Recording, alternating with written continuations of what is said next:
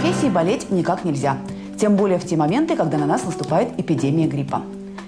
В такие дни я пользуюсь так называемым лимонным маслом. Что для этого нужно сделать?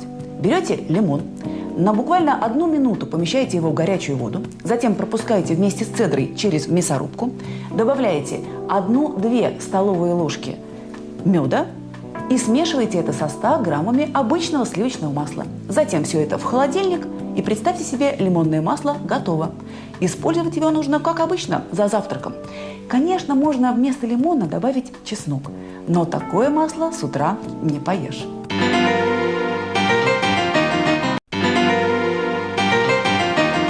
В нашей профессии болеть никак нельзя, тем более в те моменты меда, и смешиваете это со 100 граммами обычного сливочного масла. Затем все это в холодильник. Что для этого нужно сделать?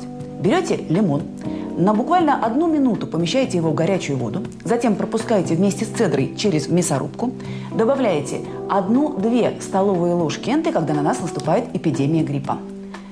В такие дни я пользуюсь так называемым лимонным маслом.